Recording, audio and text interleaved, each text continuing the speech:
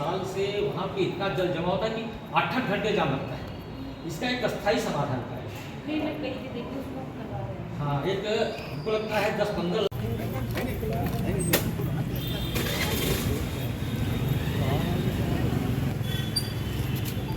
चालू है तो जो सब लोग इकट्ठे आ जाना है, बाद में कोढ़ी की कथा सुना। मांग तो बाद में बताते हैं आपको।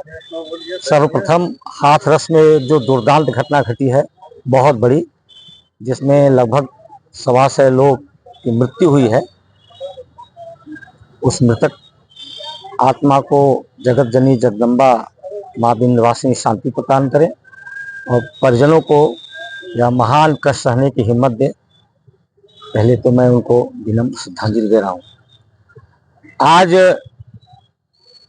माननीय जिलाधिकारी महोदया से मिलकर के राष्ट्रवादी मंच के कार्यकर्ताओं ने एक 5 सूत्रीय मांग पत्र उनके सामने रखा है, जिसमें सबसे ज्वलंत विषय है शास्त्री सेतु का बार बार बंद होना, जिसके कारण यहाँ का ट्रांसपोर्ट व्यवसाय बहुत ही प्रभावित है। और ट्रांसपोर्ट व्यवसाय से जुड़े हुए जितने भी छोटे व्यवसाय हैं, चाहे वह पेट्रोल पंप वाले हों, चाहे टायर बेचने वाले हों, चाहे मोटर पार्ट्स बेचने वाले हों, चाहे मोटर मैकेनिक हों या ढाबा चलाने वाले हों, चाहे पान की दुकानें हों, सबके सामने रोजी रोटी का प्रश्न खड़ा हो गया है।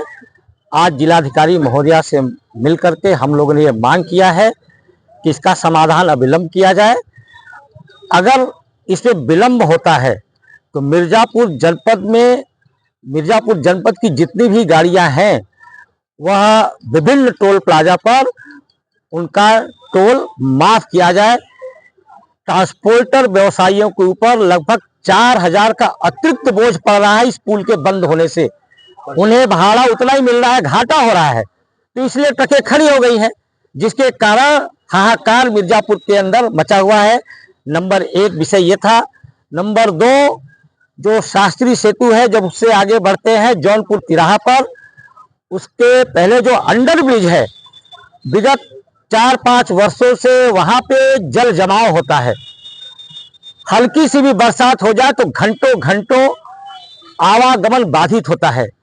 यह जो शास्त्री सेतु है मिर्जापुर के जन और जीवन की जीवन रेखा है। आज मिर्जापुर के लाइफ लाइन डिस्टर्ब है, इसलिए मिर्जापुर के सामने बहुत बड़ा संकट खड़ा हो गया है। इस संकट का भी समाधान अविलंब हो।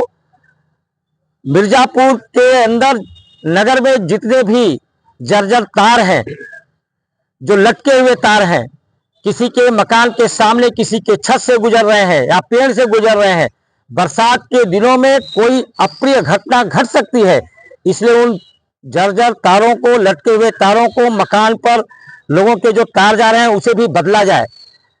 एक और मांग हम लोगों ने किया है, आदरणीय सूबे के मुखिया मुख्यमंत्री योगी आदित्यनाथ जी का जो ड्रीम प्रोजेक्ट है, वह ड्रीम प्रोजेक्ट जो वहां पे भी अनेक विंध्याचल क्षेत्र में जगह पे जल जमाव है, उस जल जमाव का एक अस्थाई हल निकाला जाए।